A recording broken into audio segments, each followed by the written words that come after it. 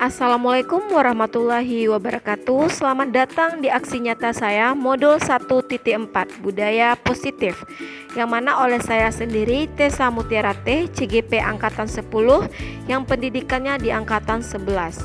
Saya berasal dari Kabupaten Pesisir Selatan.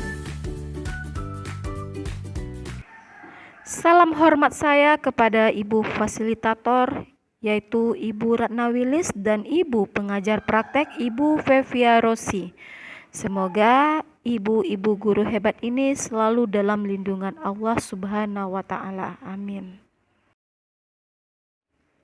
Nah, inilah latar belakang saya melakukan aksi nyata ini, yang mana di sekolah saya ditemukan bahwa belum menyeluruhnya pemahaman rekan-rekan guru tentang penerapan konsep inti budaya positif ini, seperti perubahan paradigma belajar, disiplin positif, kebutuhan dasar manusia, motivasi, posisi kontrol, keyakinan kelas, dan segitiga restitusi.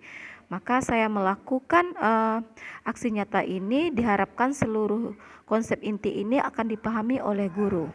Adapun tujuan dari aksi nyata saya, yang pertama menumbuhkan budaya positif di sekolah dengan meyakini nilai-nilai kebajikan universal serta meningkatkan pengetahuan dan pemahaman tentang budaya positif.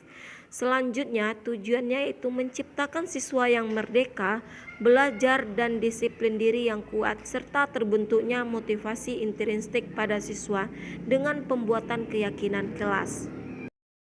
Nah, adapun tolak ukurnya, yang pertama terlaksananya diseminasi konsep inti budaya positif di sekolah.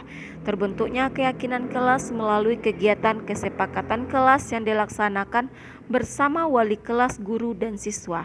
Siswa mampu menerapkan dan menjalankan keyakinan kelas yang sudah dibuat dan disepakati. Terakhir, terlaksananya penyelesaian masalah siswa menggunakan penerapan segitiga restitusi. Adapun dukungan yang saya perlukan, yang pertama yaitu dukungan dari kepala sekolah selaku pimpinan, serta dukungan dari Bapak Ibu Majelis Guru, baik itu guru kelas maupun guru mata pelajaran. Seterusnya dukungan dari siswa dan dukungan sarana dan prasarana sekolah.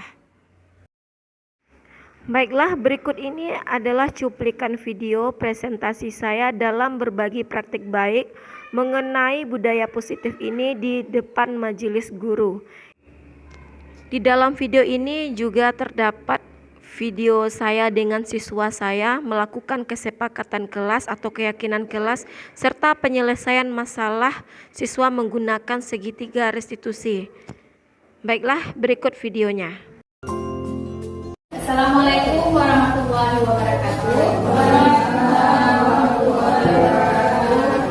Alhamdulillahirabbil alamin, wassalatu wassalamu ala asyrofil anbiya'i wal mursalin wa ala alihi washabbihi ajmain. Amma ba'du, pertama dan paling utama, marilah kita panjatkan puji beserta syukur atas kehadirat Allah Subhanahu wa taala yang mana telah memberikan kita kesehatan sehingga kita dapat berkumpul di ruangan sederhana ini untuk saling berbagi ilmu, saling sharing. Salawat dan salam sama-sama kita sampaikan kepada Tuhan Muhammad sallallahu alaihi wasallam yang telah membawa kita dari alam jahiliyah ke alam Islamiyah dan dari alam kebodohan ke alam yang penuh dengan pengetahuan seperti yang kita rasakan saat ini. Penghormatan saya kepada ibu-ibu semuanya. Terima kasih telah sudahnya meluangkan waktu sejenak untuk kita duduk di sini membahas atau menyebarkan pemahaman dan penerapan pengalaman budaya positif. Nah, di sini saya tidak menggurui Bapak Ibu, tidak maksud mengajari Bapak Ibu. Di sini kita saling berbagi. Jadi di sini saya ingin berbagi pemahaman dan penerapan pengalaman tentang budaya positif. Sama adalah tentang budaya positif. Nah, budaya positif ini merupakan perwujudan dari nilai-nilai atau keyakinan universal yang diterapkan di sekolah. Budaya positif dapat mendorong murid untuk mampu berpikir, bertindak, dan menciptakan sebagai proses memerdekakan dirinya, sehingga murid mampu mandiri dan bertanggung jawab. Selanjutnya, konsep inti budaya positif itu terdiri dari beberapa bagian. Nah, ada 7 bagian daripada budaya positif. Yang pertama adalah perubahan paradigma belajar. Kemudian disiplin positif, kebutuhan dasar manusia, motivasi perilaku manusia, posisi kontrol guru, keyakinan kelas, dan segitiga restitusi. Mari kita bahas satu persatu. Nah, di sini di pembelajaran dengan paradigma baru, pembelajaran dengan paradigma baru ini merupakan pembelajaran yang dirancang berdasarkan prinsip pembelajaran berdiferensiasi, sehingga para peserta didik belajar sesuai kebutuhannya berdasarkan perkembangan profil pelajar Pancasila. Nah, yang kita ketahui bahwa profil pelajar Pancasila itu ada 6 dimensi. Ya, yang pertama adalah beriman, bertakwa kepada Tuhan Yang Maha Esa dan berakhlak mulia. Kemudian ada lagi berkebinekaan global, bergotong royong, kreatif, bernalar kritis, dan mandiri. Nah, ini sudah kita jalankan bersama dengan siswa. Selanjutnya yang kedua adalah disiplin positif. Nah, disiplin positif ini adalah pembiasaan hal yang baik, mencakup sikap atau perilaku maupun tutur kata oleh seluruh warga di sekolah, terutama bagi murid agar dapat berkembang menjadi pribadi yang kritis, mandiri, dan bertanggung jawab. Nah, kita sebagai pendidik, tujuan kita adalah menciptakan peserta didik yang memiliki disiplin diri, sehingga mereka berperilaku mengacu kepada nilai-nilai kebajikan universal dan memiliki motivasi dalam diri untuk mewujudkan perubahan perilaku untuk ke arah yang lebih baik. Selanjutnya, kebutuhan dasar manusia. Nah, kebutuhan dasar manusia ini merupakan sesuatu yang kita lakukan untuk mendapatkan apa yang kita inginkan. Seluruh tindakan yang kita lakukan memiliki tujuan. Semua usaha terbaik yang kita lakukan agar kebutuhan dasar kita terpenuhi dengan baik. Selanjutnya adalah kebutuhan dasar manusia. Nah, di kebutuhan dasar manusia ini ada 5 proses, ada 5 tahap. Yang pertama adalah bertahan hidup. Nah, apa saja bertahan hidup? Ini termasuk ke dalam makanan, pakaian, tempat tinggal, keamanan, dan kesehatan. Selanjutnya yang kedua, kebutuhan dasar manusia itu ada kasih sayang dan rasa diterima. Nah, ini berupa rasa diterima, diperdulikan, berbagi, kerjasama, dan menjadi bagian dalam kelompok. Selanjutnya penguasaan. Ini termasuk ke dalam harga diri, keinginan untuk dianggap, memimpin, berprestasi, diakui, dan didengar. Selanjutnya kebebasan. Nah, ini ada mandiri, memiliki pilihan, mencoba hal baru, dan mampu mengendalikan arah dirinya. Dan yang terakhir kesenangan. Ini yaitu bermain, humor, antusias, dan tertawa. Selanjutnya adalah kebutuhan dasar manusia. Nah, di sini Bapak Ibu ada 3 kebutuhan dasar manusia yang perlu kita ketahui. Yang pertama ada perumahan, kemudian konsekuensi, dan yang ketiga restitusi. Nah, apa perbedaannya? Kita harus ketahui bahwa ketiga kebutuhan dasar ini berbeda. Yang pertama adalah hukuman. Ini tidak terencana atau tiba-tiba. Kemudian yang kedua, murid tidak tahu apa yang akan terjadi. Selanjutnya bersifat satu arah dari kita saja, dari kita sebagai guru hanya satu arah. Selanjutnya berupa hukuman fisik ataupun psikis. Nah, kemudian kedua konsekuensi, ini terencana atau disepakati sesuai peraturan. Kemudian kedua, murid tetap dibuat tidak nyaman. Dan yang ketiga, sikap guru selalu memonitor murid. Nah, ini adalah konsekuensi. Selanjutnya restitusi. Nah, restitusi adalah proses menciptakan kondisi bagi murid untuk memperbaiki kesalahan. Kemudian restitusi, proses kolaboratif yang mengajarkan murid untuk mencari solusinya sendiri. Jadi dari ketiga kebutuhan dasar manusia ini, kita sebagai guru kita lebih baik menggunakan yang restitusi karena ini bernilai positif bagi siswa. Selanjutnya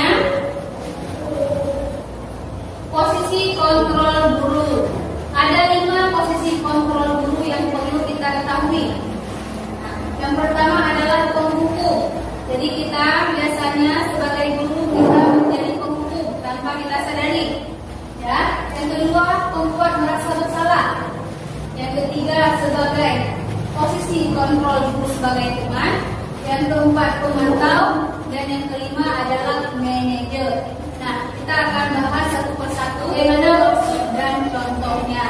Nah, ini ada satu kasus ataupun contoh yang terjadi di sekolah. Jadi perlu Bapak mengetahui apa perbedaannya. Mari kita lihat contoh dan hasil terhadap siswa bagaimana, ya, sebab dan akibat kepada siswa bagaimana. Nah, kasusnya ini Adi yang terlambat hadir ke sekolah. Nah, biasanya terjadi di sekolah kita, ya. Posisi kontrol kita sebagai pendukung biasanya nada suara tinggi. Nah, ciri-cirinya. Kemudian bahasa tubuh, mata yang melotot dan jari menunjuk-nunjuk atau mengganti. Ya. Bagaimana contohnya? Kata-kata yang biasa kita keluarkan. Terlambat lagi, pasti terlambat lagi. Selalu datang terlambat. Kapan kamu bisa datang tepat waktu, Andi? Misalnya seperti itu. Nah, ini sekarang kita tanyakan kepada diri kita sendiri, bagaimana perasaan murid bila kita berbicara seperti itu. Nah, hasilnya kemungkinan murid akan marah dan mendendam atau bersifat agresif. Bisa jadi sesudah kembali duduk, murid tersebut mencoret-coret bukunya atau meja tulisnya. Nah, lebih buruk lagi, sepulang sekolah murid melihat motor atau mobil Bapak Ibu, dia akan menggores dengan paku karena dendamnya, karena marahnya terhadap kita. Karena kita menggunakan posisi sebagai pendukung. Sebenarnya ini salah, ya. Sebenarnya ini kita tidak bisa melakukannya, ya. Kemudian yang kedua, nah contoh posisi kontrol guru sebagai pembuat merasa bersalah. Nah, di sini nada suaranya memelas atau halus, bahkan sedih. Kemudian bahasa tubuh merapat pada anak atau lesu. Nah, bagaimana kalimat yang kita gunakan? Adik, kamu ini bagaimana ya? Kamu sudah berjanji dengan ibu tidak akan terlambat lagi. Kamu kenapa senang sekali mengecewakan ibu? Ibu benar-benar kecewa sekali. Nah, jika kita menggunakan kalimat seperti ini, bagaimana perasaan murid ketika ditegur? Nah, hasilnya murid akan merasa bersalah. Bersalah telah mengecewakan ibu bapak guru. Kemudian murid akan merasa menjadi orang yang gagal dan tidak sanggup membahagiakan orang lain. Kadang-kala sikap seperti ini lebih berbahaya daripada pemukul, karena emosi akan tertanam rapat di dalam diri. Biasa, murid yang tertekan seperti inilah yang tiba-tiba bisa meletus amarahnya, kemudian bisa menyakiti dirinya sendiri ataupun orang lain. Jadi kita sebagai guru bila mengambil posisi sebagai posisi kontrol pembuat rasa bersalah, ini sebenarnya lebih parah daripada pemukul, karena ini akan tertanam di dalam dirinya, dia merasa bersalah. Selanjutnya posisi kontrol guru sebagai teman. Nah, bagaimana kita memposisikan sebagai teman? Nah, biasanya ada suaranya ramah, akrab dan bercanda. Kemudian bahasa tubuh merapat pada murid, mata dan senyum di mata. Nah, kalimatnya seperti ini. Adik, ayolah, bagaimana sih kamu? Kemarin kamu sudah janji ke bapak atau ibu. Kenapa sekarang terlambat lagi? Ya sudah, tidak apa-apa, dan duduk sana, nanti ibu bantu kamu. Nah, ini sebagai teman. Namun bagaimana perasaan murid ketika kita bersikap sebagai teman?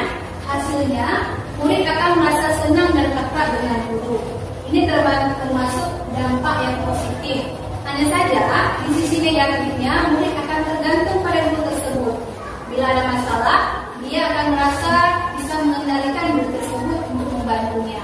Akibat dari si anak hanya berbuat sesuatu bila disuruh oleh guru tersebut.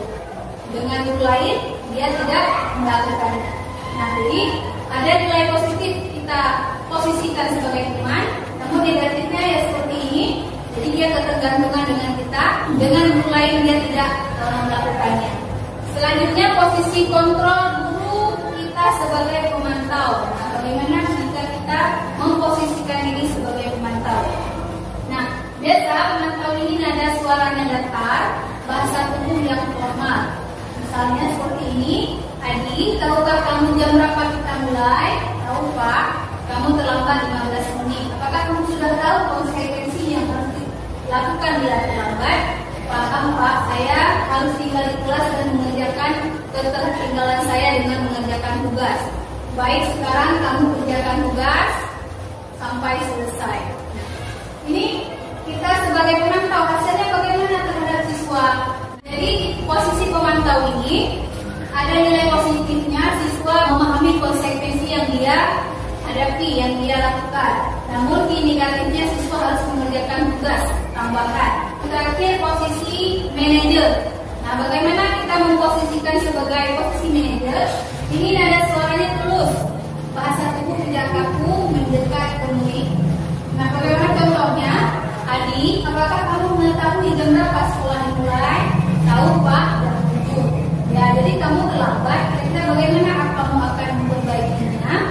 Saya akan menanyakan kepada teman yang mengerjakan tugas yang tertinggal, Pak. Baik, silakan dilakukan. Apakah besok kamu akan hadir tepat waktu di sekolah? Saya akan hadir tepat waktu, Pak. Baik, saya menghargai usaha kamu untuk memperbaiki diri. Nah, ini adalah posisi manajer. Bagaimana perasaan murid bila kita memperlakukan seperti itu?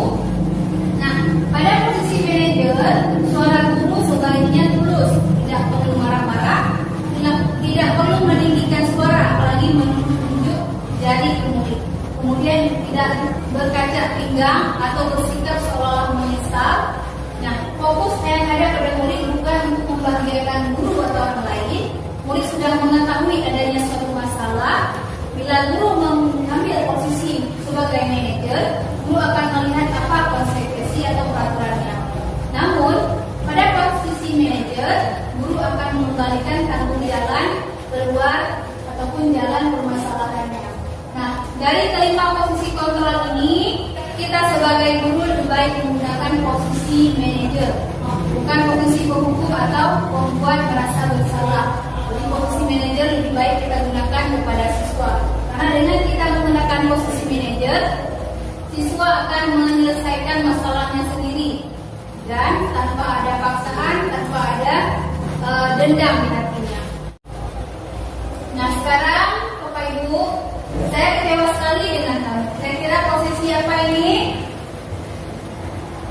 Bapak Ibu, tadi 5 posisi kontrol itu ada posisi penghukum, pembuat merasa bersalah, teman, pemantau, dan manajer. Saya kecewa sekali dengan kamu. Saya kira ini masuk ke? Iya, ini masuk kepada pembuat merasa bersalah. Jadi siswa merasa bersalah dengan kita menggunakan kata-kata seperti tadi. Selanjutnya, posisi kontrol apakah aku? Kamu tidak pernah benar melakukannya. Sekarang keliling lapangan 3 kali. Tidak. Jadi ini adalah posisi kita sebagai penghukum. Jadi tanpa kita bertanya, tanpa kita menginterogasinya, kita langsung menghukum dia. Ini. Selanjutnya, posisi kontrol apakah aku? Kira-kira bagaimana kamu akan memperbaiki masalah ini? Ya, ini adalah posisi kita sebagai manajer. Jadi manajer di sini kata-katanya bijak dan tidak ada emosi, tidak menggunakan kata-kata kasar. Selanjutnya, posisi kontrol apakah aku? Ayolah lakukan demi bapak dan ibu. Ayolah lakukan. Nah, ini adalah posisi teman. Jadi akrab, kata-katanya akrab dengan siswa. Selanjutnya, posisi kontrol apakah aku? Kamu terlambat 15 menit. Apakah kamu sudah mengetahui konsekuensi yang dilakukan bila terlambat?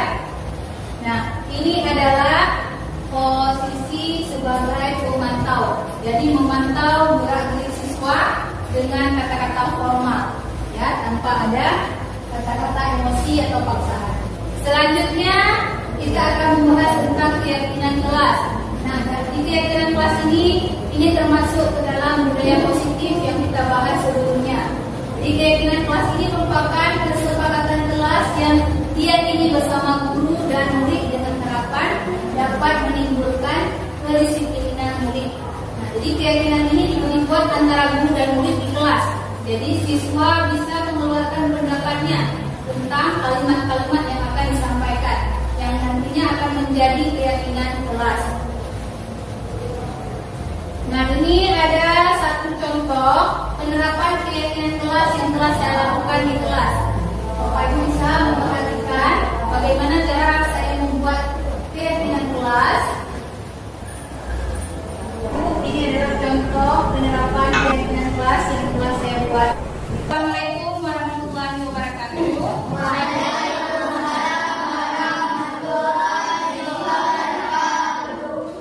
Selamat pagi siswa-siswi sekalian. Apa kabarnya hari ini? Nah, siswa-siswi sekalian, hari ini kita akan belajar tentang keyakinan kelas. Apa itu keyakinan kelas? Sebelum dijelaskan, ada yang tahu nggak apa keyakinan kelas? Nah, ketika kita membuat penerapan keyakinan kelas, kita menyampaikan konsep terlebih dahulu kepada siswa-siswi sekalian. Jadi biar supaya mereka tahu apa itu keyakinan kelas. Keyakinan kelas ini adalah sesuatu yang kalian yakini. Keyakinan kelas hampir sama dengan peraturan atau tata tertib yang ada di sekolah. Cuma keyakinan kelas ini lebih tinggi. Jadi keyakinan ini dibuat di dalam kelas antara guru dan siswa. Nah, apa contoh daripada keyakinan kelas? Contoh daripada keyakinan kelas itu seperti masuk ke kelas tepat waktu. Nah, kita meyakini kita masuk kelas tepat waktu. Contoh lain apa? Saling menghargai dan menghormati sesama teman. Kemudian menghormati guru. Selanjutnya apa? Jangan membuang sampah sembarangan. Tidak makan di kelas ketika jam pelajaran berlangsung. Namun keyakinan kelas ini menggunakan kalimat positif. Jangan membuang sampah, kita ganti dengan jagalah kebersihan. Nah, apa tujuannya kita membuat keyakinan kelas? Supaya kalian bisa meyakini, kalian bisa bertanggung jawab atas kalimat-kalimat yang kalian buat. Jadi hari ini kita akan membuat keyakinan kelas. Jadi setiap siswa kalian masing-masing membuat satu kata ataupun satu kalimat. Seperti contoh Ibu bilang tadi. Nah, Ibu punya kertas ini. Nah, Ibu bagikan kepada kalian masing-masing. Nanti kalian tempelkan di sini. Ini Ibu akan membuat sebuah papan keyakinan kelas. Nah, jadi di sini Ibu akan membagikan kertas post-it, dibagikan kepada siswa dan siswa menuliskan keyakinan kelas mereka. Setelah itu siswa menempelkan keyakinan kelasnya di papan keyakinan.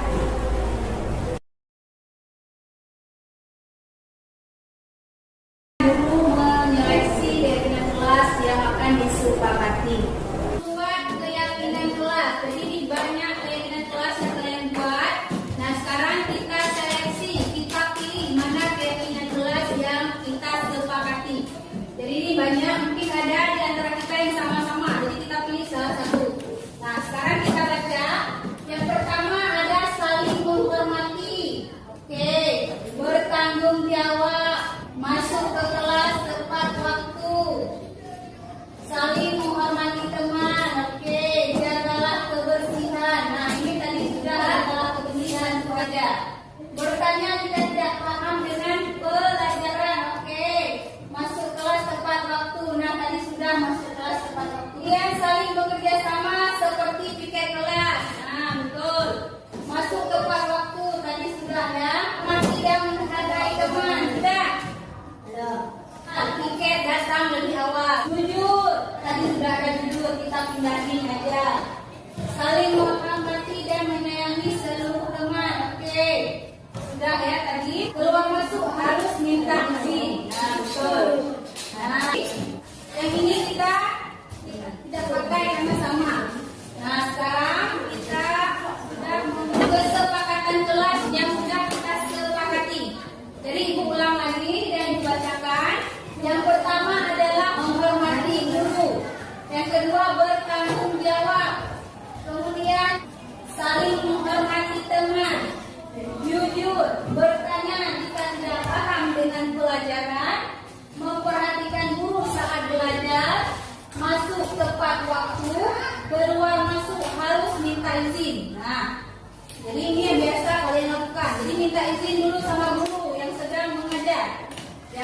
keluar masuk tanpa izin. Piket datang lebih awal, saling menghormati dan menyayangi seluruh teman. Oke, ada 13 kesepakatan kelas. Anak-anak ibu semangat di kelas, oke? Paham? Bisa kita sepakati bersama. Ada berapa ini? Berapa semuanya? 1, 2, 3, 4, 5, 6. Oke, ada 6 kesepakatan kelas yang harus kita sepakati. Nah, siapa yang setuju angkat tangan? Ini kesepakatan kelasnya. Yang setuju? Ya, berarti semuanya setuju dengan kesepakatan kelas ini ya. Nah, kalau begitu berarti mulai hari ini kesepakatan kelas kita. Untuk itu kita apresiasi dulu ibu apresiasi dulu anak-anak ibu di kelas ini dengan tepuk santian. Masih ingat? Oke, kita mulai 1, 2, 3. Tepuk santian. Ampus 2, ampus 3, 2 ampus. Inilah contoh keyakinan kelas.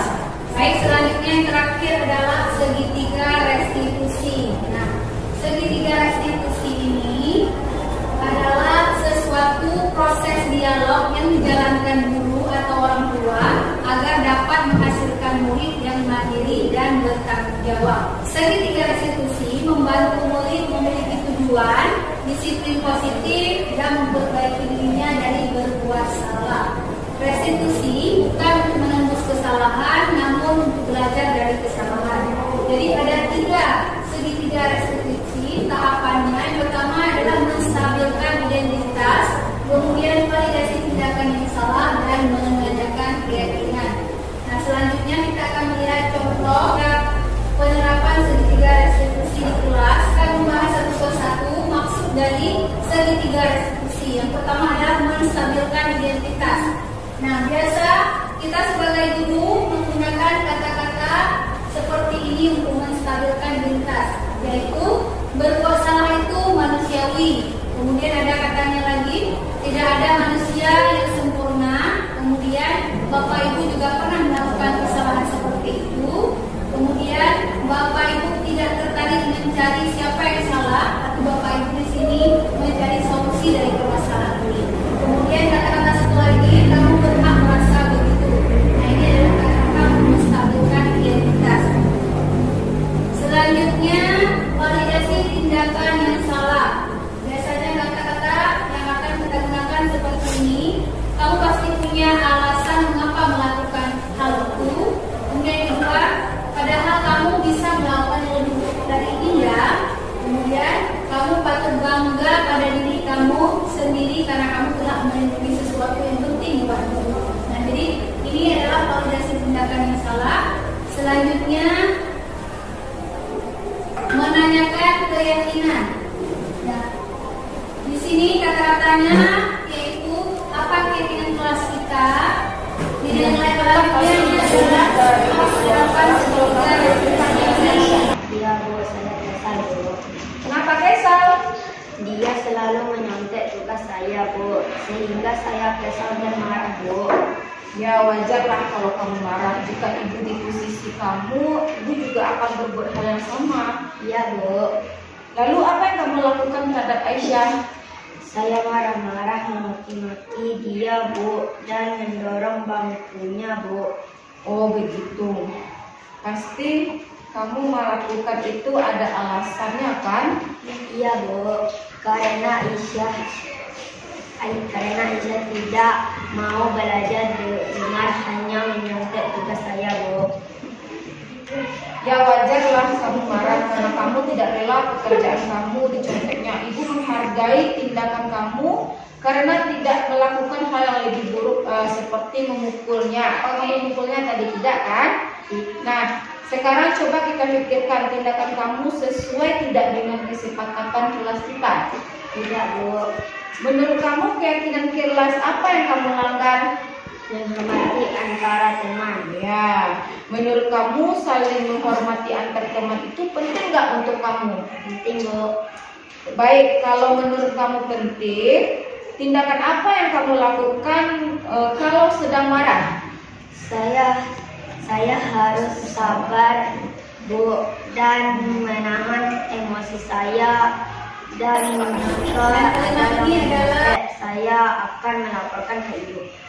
Nah, benar sekali apa yang Salsa bilang. Nanti kalau Salsa sedang marah itu, Salsa harus banyak bersabar ya Salsa ya. Dan jika ada teman yang mencontek, silakan Salsa bilang ke ibu. Nah, Salsa paham? Ya, paham. Kalau paham, sekarang Salsa silakan masuk ke kelas Salsa lagi. Terima kasih ya Salsa.